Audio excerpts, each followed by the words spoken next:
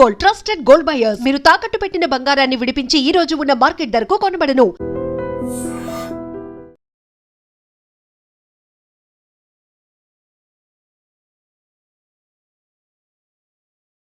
నమస్తే, welcome to I dream. ప్రస్తుతం స్టూడియోలో ఉన్నారు అనలిస్ట్ అంబటి శ్రీనివాస్ గారు. మాట్లాడదాం సార్. నమస్కారం. నమస్తే సార్, హైదరాబాద్లో నేపాలీ దొంగలు ఎక్కువైపోయారు. మాజీ ఐపీఎస్ ఆఫీసర్ వినయ్ రంజన్ రే వారి సతీమణిని కూడా చంపేసి ఇంట్లో ఉన్న దోచుకెళ్లారు. మొన్న జవహర్ నగర్లో జరిగింది.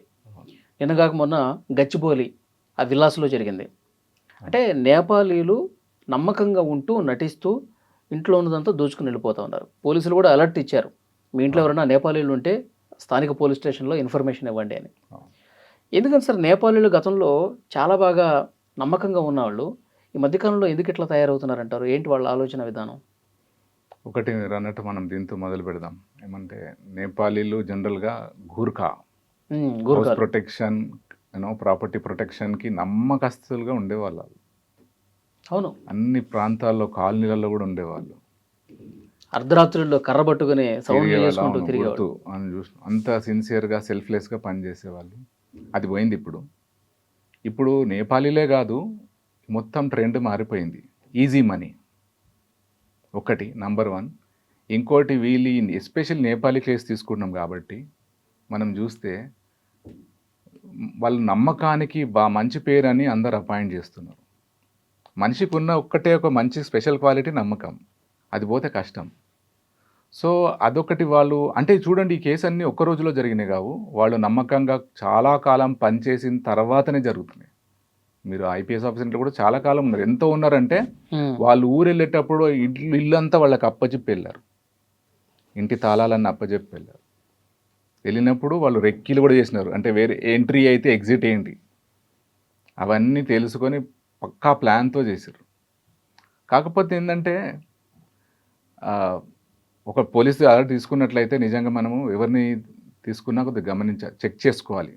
పోలీసు వాళ్ళు అంటూనే ఉన్నారు, మీరు అట్లా ఉంటే నేపాలీలు ఉన్నా ఎవరిని మీరు ఇంట్లో పెట్టుకున్న సర్వీస్కి చాలా ఎంక్వైరీ చేయాలని. ఎంత చేసినా తెలియదంటే వీళ్ళు ఏం చేసినారు, హ్యూమన్ సైకాలజీ ఏంటిది మనం అంతగా ఆలోచించాం. పోలీసు వాళ్ళు ఆలోచించాం. ఒక్కటి నమ్మకంగా ఒకరు పని చేస్తే నమ్మేస్తాం. అది తప్ప అనలేము.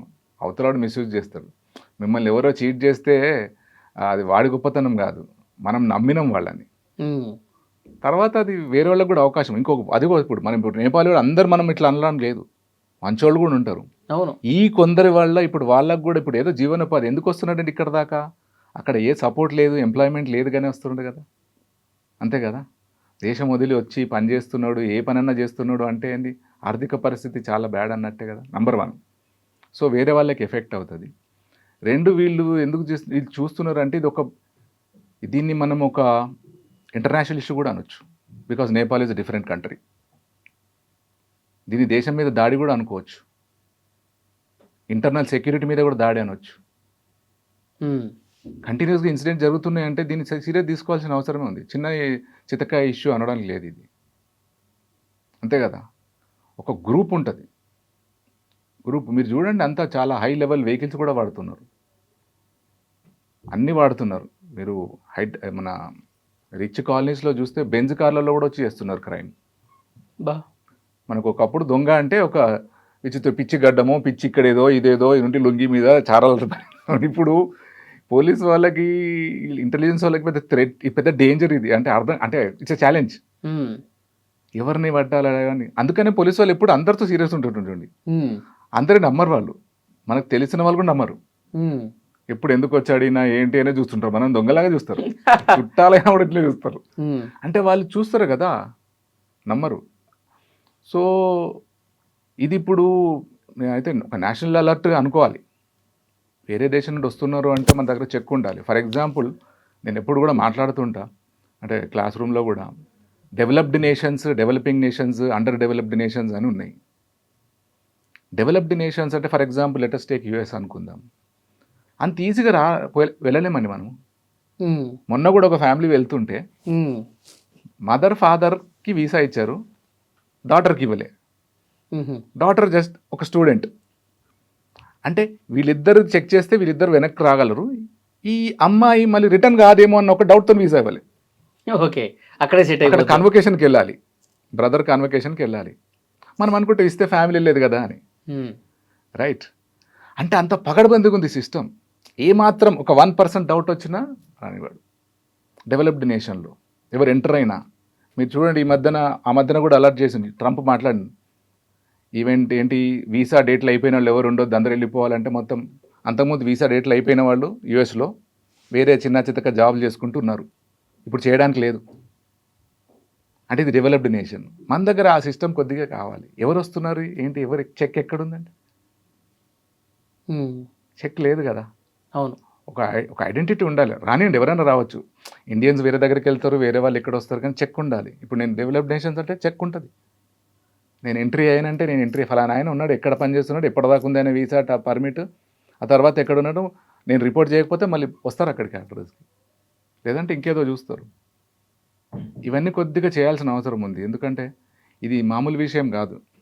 ఇప్పుడు ఆల్ ఓవర్ ద కంట్రీ చూసుకుంటే కూడా ఇప్పుడు ఈ నేపాలీలు కూడా ఒక ముఠాగా ఏర్పడి ఏమన్నా చేస్తున్నారంటారా?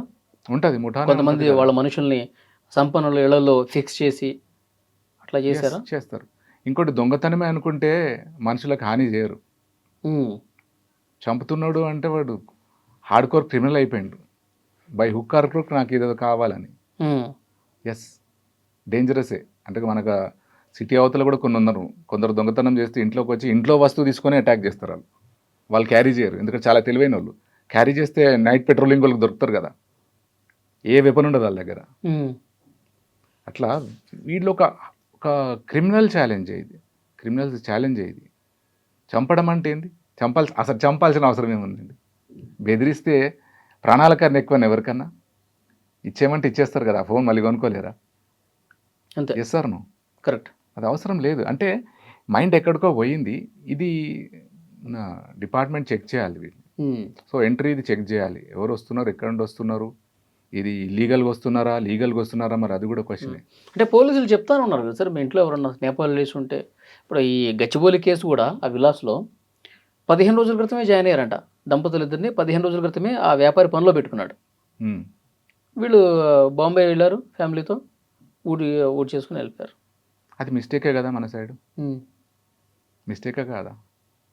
అంత ఈజీగా నమ్మడం ఏంది?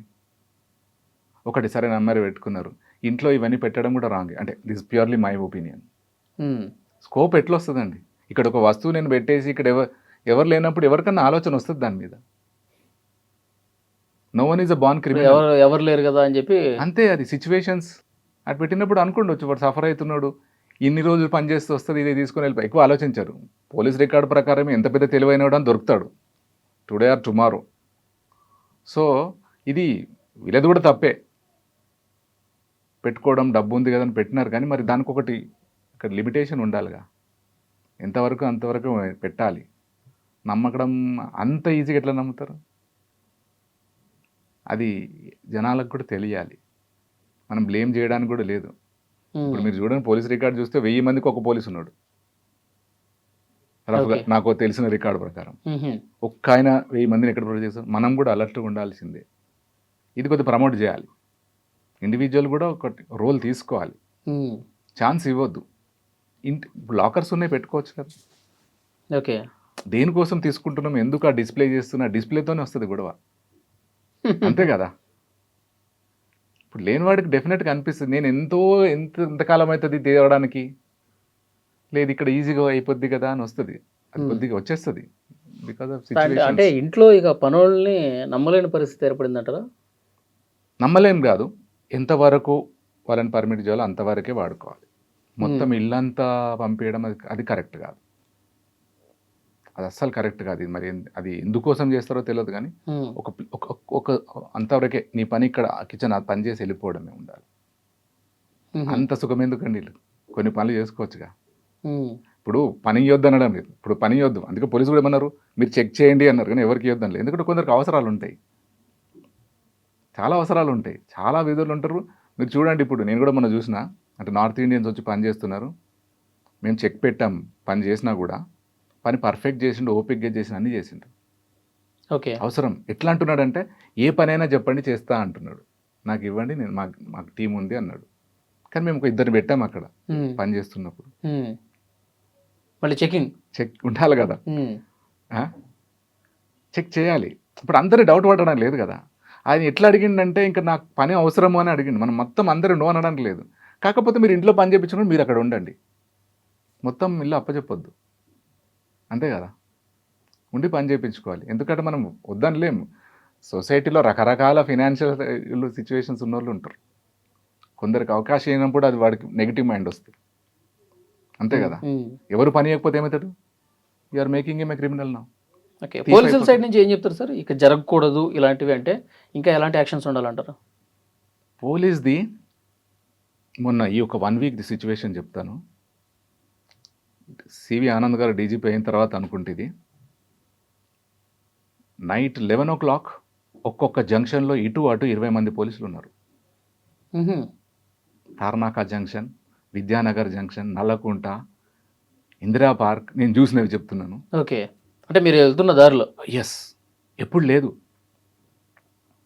నైట్ పెట్రోలింగ్ ఉంటారు వాళ్ళు. కొద్దిగా ఇది కంటిన్యూ చేసారు అనుకోండి, ఏ క్రిమినల్ ఎక్కడ చేసినా మళ్ళీ రోడ్ మీద రావాలి కదా. సొరంగం ఉన్న రోడ్ కదా, కరెక్ట్, రూటే వాడాలి. ఏ కాలనీలో ఏ ఇంట్లో చొరబడ్డా మళ్ళీ రోడ్ మీద వచ్చి వెహికల్ మీద వెళ్ళాల్సిందే. వెళ్తాడా, సైకిల్ మీద వెళ్తాడా, గుర్రం మీద వెళ్తాడా, రోడ్ రావాల్సిందే. పోలీస్ ఇట్లా ఇప్పుడు ఉందనుకోండి, ఇప్పుడు ఆల్రెడీ అలర్ట్ అయిపోయి ఉంటారు. వాళ్ళు చెప్పలేదు ఎందుకు అది చేసినారని, వాళ్ళ ఇన్ఫర్మేషన్ వాళ్ళకు ఉంటుంది. ఇది ఉంటే కొద్దిగా ఏమవుతుంది, చేసేవాడికి కొద్దిగా భయం వస్తుంది. వాడు చేసి బయటికి పోయినా, లేకపోతే వాళ్ళు ఇంట్లో వాళ్ళు అరిసినా అక్కడ ఉన్నారనుకోండి. ఇప్పుడు మళ్ళీ నేను డెవలప్డ్ నేషన్ చెప్తున్నాను, విదిన్ సెకండ్స్ వస్తుంది పోలీస్ అంట, సెకండ్స్. మనకుంది అంటే నా అబ్జర్వ్, నైట్ పెట్రోలింగ్ వాళ్ళు ఉన్నారు. ఇప్పుడు ఇంతమంది వచ్చారంటే ఏంది, 20 మంది అటు ఇటు ఉన్నారంటే కొద్దిగా నేనే షాక్ అయినా, ఎందుకు ఇంత ఉన్నారని. కాకపోతే నేను నార్మల్గా వెళ్తున్నా కాబట్టి నేను వెళ్ళిపోయాను అనుకోండి. అది ఉన్నప్పుడు తప్పు చేసినోడు వాడు కొద్దిగా అరే లేదు ఇక్కడ ఉన్నారు, ఈ ఏరియా కరెక్ట్ కాదు, ఆ కాలనీ వాళ్ళకు కూడా ప్రొటెక్షన్. సో అది కొద్దిగా కంటిన్యూ అయ్యి పెట్రోలింగ్లు అట్లా నడుస్తున్నాయి అనుకోండి, తగ్గుతుంది. ఓకే, తగ్గుతుంది డెఫినెట్గా. ఎందుకంటే కామన్ మ్యాన్ హీరో కాదు, ఫైట్ చేయలేడు. పోలీసు ఒక్కరున్నా కూడా భయపడతారండి. యూనిఫామ్లో ఒక్కరు కనబడ్డా కూడా దూరం నుండి చూసి ఎట్లాంటి పెద్ద క్రిమినల్ అయినా భయపడతాడు. అది పోలీస్ పవర్, అది యూనిఫామ్ పవర్ అది. యా, అంతే కదా. కరెక్ట్ చెప్పారు. మళ్ళీ మాట్లాడదాం సరే. Sure, thank you very much. Bye.